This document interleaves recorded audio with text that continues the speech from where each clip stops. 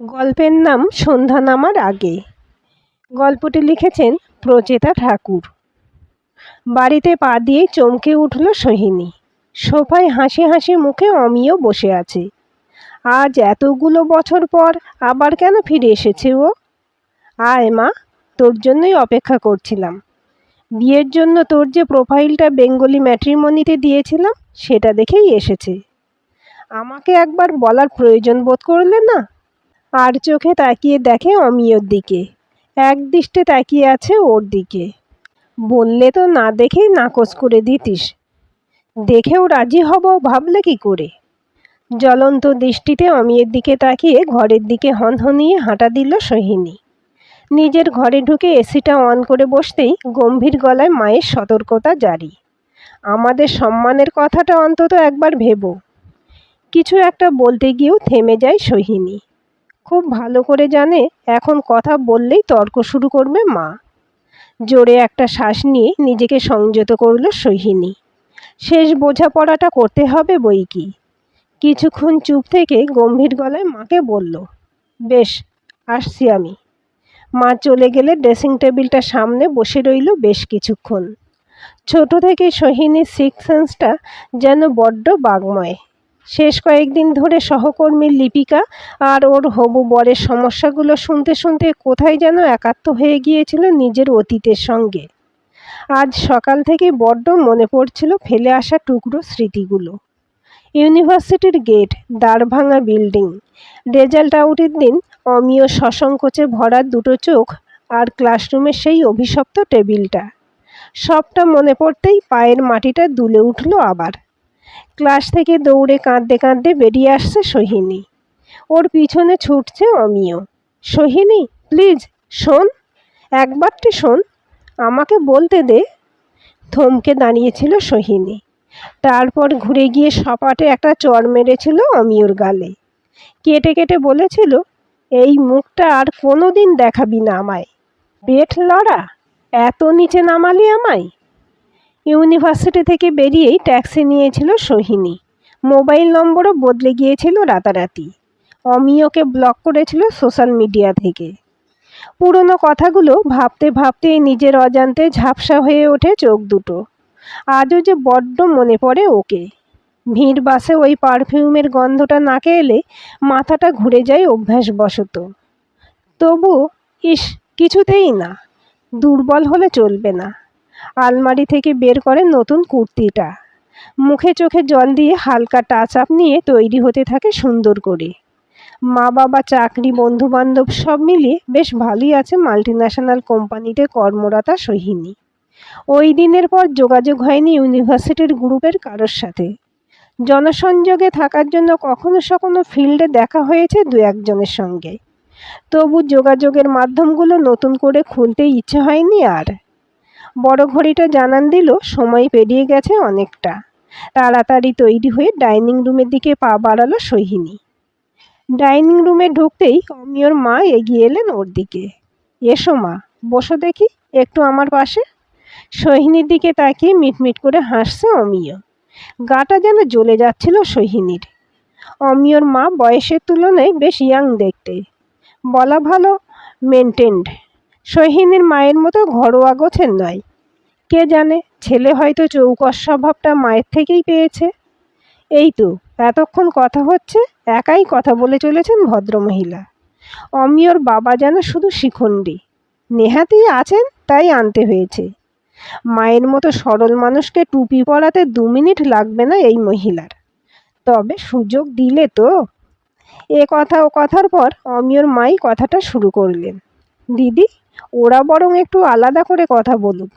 যা মা, তোরা বরং বাগানের দিকটায় ঘুরে আয়। এই সময়টার অপেক্ষাতেই ছিল সোহিনী। কথা তো বলতেই হবে, ভালোবাসার প্রকাশ নয়, শুধু সেদিনের ঘটনার জবাবটা তো চাইতেই হবে। গুটি গুটি পায়ে এগিয়ে গেল সোহিনী। ওকে অনুসরণ করলো অমিয়। পরন্ত বিকেলে ওদের সুসজ্জিত বাগানের এক কোণে দাঁড়িয়ে সোহিনী, তার ঠিক পাশেই অন্যদিকে মুখ করে দাঁড়িয়ে অমিয়। কথা শুরু করে সোহিনী। এসবের মানে কি? আবার কার সঙ্গে কত টাকার বেট লড়লি? মাথা নিচু করে চুপ করে দাঁড়িয়ে অমিয়। ভাবটা এমন যেন সে আজ শুনতেই এসেছে। বলতে থাকে সোহিনী, কি বলবি আর নতুন করে? 2 বছর অমিয়, 2 বছর নষ্ট করে দিলি আমার। মনটাই মরে গেল এক ধাক্কায়। কেন এলি তুই? বলেছিলাম না মুখ দেখাবি না আমায়? এতটা সাহস তোর আমার বাড়িতে এসেছিস সম্বন্ধ নিয়ে? তোকে যে গলা ধাক্কা দিয়ে বের করে দেইনি, তোর ভাগ্য ভালো। চলে যেতে চাই সোহিনী, হাত ধরে বাধা দেয় অমিয়। ভয় নেই, আটকাবো না তোকে, শুধু এটা দেখে সময় করে, বলে সোহিনীর হাতে একটা চিরকুট ধরায় অমিয়। কাগজটা হাতে নিয়েই ছুঁড়ে ফেলে দেয় সোহিনী। কাগজের দলাটা হাওয়ায় উড়তে উড়তে চলে যায় ঠিক ওদের শেষ হয়ে যাওয়া সম্পর্কটার মতোই। আজ অনেক দিন পর বড্ড হালকা লাগছে সোহিনীর। এটুকুই তো বাকি ছিল সেদিন। উফ, সেই টেবিলটায় লেখা বেড ফর সোহিনী, সঙ্গে অমিয়, রিনি আর তমজিতের সই। আজ সবটার উত্তর সুদে আসলে মিটিয়ে দিল সোহিনী। শেষ কয়েকদিন ভ্যাপসা গরমের পর আজ বিকেল থেকে ঝোড়ো হাওয়া দিচ্ছে বেশ। এসিটা অফ করে জানালা খুলে শ্বাস নিল প্রাণ ভরে। বাইরে বৃষ্টি পড়ছে টুপটাপ করে। অমিয়রা হঠাৎ চলে যাওয়ার পর মা আর একটা কথাও বলেনি ওর সঙ্গে। হঠাৎ দরজাটা খোলার আওয়াজে চমকে উঠল সোহিনী। বাবা, তুমি? বাগানের দোলনাটার তলায় পড়েছিল কাগজটা।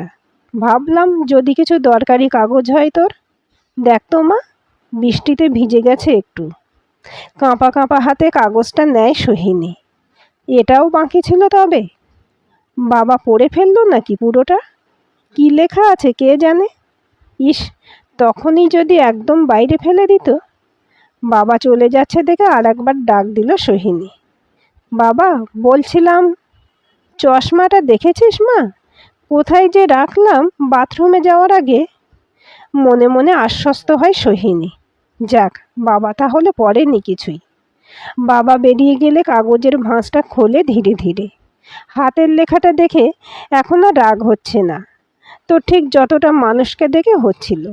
একটু একটু যেন কৌতূহল জাগছে ভিতরের অক্ষরগুলোকে জানতে। মনে মনে একটু ব্যঙ্গের হাসি হাসে সোহিনী। বরাবরই লেখার হাতটা বড্ড ভালো অমিয়র। আজও হয়তো সাজিয়েছে মিথ্যে মিথ্যে শব্দগুলো। তবু একবার পড়ে দেখতে ক্ষতি কি? পড়তে শুরু করে সোহিনী। সোহিনী, অনেকটা সময় চলে গেছে, তবু শান্ত হয়ে কথা শোনার অভ্যাসটা আজও রপ্ত করতে পারিসনি, সেটা খুব ভালো করেই জানি। তবু বলতে তো আমাকে হবেই রে।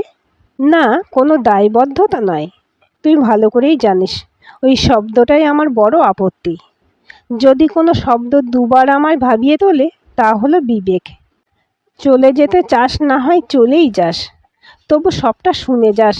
আটকাবো না রে। ভালোবাসা কি আদায় করা যায় জোর করে? এই দেখ, এখনও রেগে আছিস। নাক ফুলিয়ে ভুরু কুঁচকে পড়ছিস চিঠিটা। রিল্যাক্স বাবু। সেদিন রাগ দেখালি, কিন্তু গভীরে গিয়ে জানতে চাইলি নি একবারটি। ঠান্ডা মাথায় জিজ্ঞেস তো করলেই না, এমনকি বলার সুযোগটুকুও দিলি না আমায়।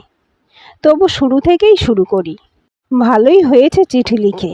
এমনি তো সামনে দেখা হলে কথা তো বলতেই দিতিস না আমায়। জানিস, আমার দাদা বলতো, আমাদের লাইফ পার্টনারের সঙ্গে যখন প্রথমবার দেখা হয়, তাকে দেখলেই নাকি একটা অন্যরকম অনুভূতি হয়। মনে হয় একেই তো খুঁজছিলাম আমি। তোকে দেখেও ঠিক এরকমটাই মনে হয়েছিল আমার। গোলমালটা বাঁধলো অন্য জায়গায়। ইন্ট্রোভার্ট আমার যে তোর মতো স্মার্ট শার্প মেয়েকে কিছুতেই বলা হয়ে উঠছিল না কথাটা। রিনিয়া তমজিৎ বারবার বলতো তোকে বলতে, পারতাম না দেখে লেকপুল করতো। তারপর একদিন ওই বেডটা রাখলো ওরা, হয়তো আমাদের মিলিয়ে দেওয়ার জন্যই। সেদিন জানি না কিসের বশে অনেকটা সাহস সঞ্চয় করে দাঁড়ালাম তোর কাছে। তারপর কবে যে মিশে গেলি আমার অস্তিত্বের সঙ্গে। হ্যাঁ, বেড লড়ে ভুল করেছিলাম। ওটা নিতান্তই ছেলে মানুষও ছিল রে, বিশ্বাস কর। যত দিন গেছে অনুভূতিগুলো বড্ড প্রকট হয়েছে তোর জন্য।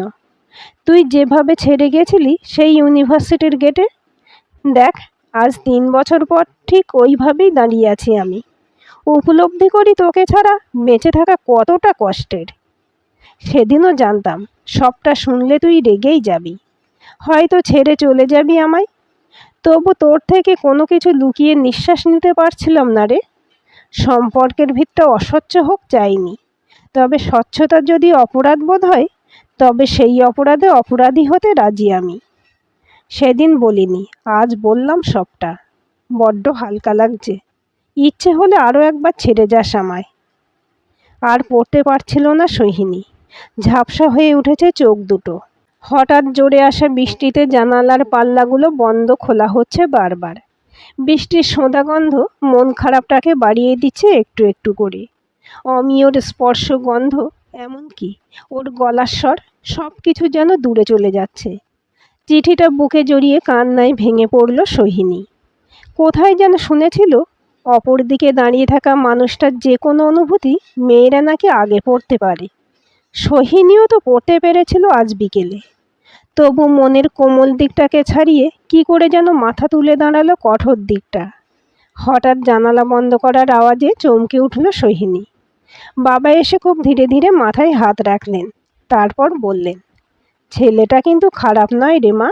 না হলে কিছু না, তবু ভেবে দেখিস। ঘর থেকে বেরিয়ে যায় বাবা। অবাক হয়ে তাকিয়ে থাকে সোহিনী। হঠাৎ চোখ পড়ে খাটের কোণে পড়ে থাকা খোলা ডায়েরির পাতায়। বাবার হাতের লেখায় বড় বড় করে লেখা একটা ফোন নাম্বার। অমিয়র ঘরের লাগোয়া ব্যালকনিতে রাখা ইজি চেয়ারটায় বসে আছে সোহিনী। প্রায় 1 ঘন্টা ধরে একাই কথা বলে যাচ্ছে ও। চুপ করে দাঁড়িয়ে ওর দিকে তাকিয়ে অমিয়, ঠিক ইউনিভার্সিটির দিনগুলোর মতো।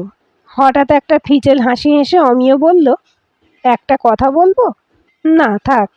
বল না। না থাক। আবার যদি? আরে বল। সেরকম কিছু না। বলবি? সোহিনীর মুখের দিকে তাকিয়ে হেসে ফেলল অমিয়। সোহিনীর কানের কাছে গিয়ে ফিসফিসিয়ে বলল, কোনো ম্যাট্রিমনি নয়, কাকিমাকে পটিয়েছি সিম্পলি। মানে? রূঢ় দৃষ্টিতে অমিয়র দিকে তাকায় সোহিনী। প্ল্যান পুরোটাই। মানে মাও? আইডিয়াটা আমার মায়ের। এসব দুষ্টু বুদ্ধিতে মা আমার ক্রাইম পার্টনার। তোদের ল্যান্ডলাইন নাম্বারটা তো ছিল। 3 বছর কাটিয়ে দিলি। সময় দিয়েছিলাম, আশা ছিল বুঝবি, কিন্তু তুই এতটাই গবেট। মাই গড, তুই জাস্ট অসহ্য একটা। কি করব তোকে ছাড়া? সোহিনীকে বুকে টেনে নেয় অমিয়। আর একবার সহ্য করবি আমায়? লজ্জা পেয়ে সোহিনী মুখ লুকোয় অমিয়র বুকে। সন্ধ্যা নামে ক্লান্ত শহরের বুকে একলা পড়ে থাকা মন দুটো মিলে যায় পুরনো স্মৃতির সরণি বেয়ে ভবিষ্যতের স্বপ্ন নিয়ে। দূরে কোথাও গান বাজে, তুমি যাও পরিচিত কোনো ডাকে, বাড়ি ফিরে এসো সন্ধ্যা নামার আগে। আজকের গল্পটি কেমন লাগলো কমেন্ট করে জানাবেন। ভালো লাগলে লাইক, হাইপ, শেয়ার করবেন।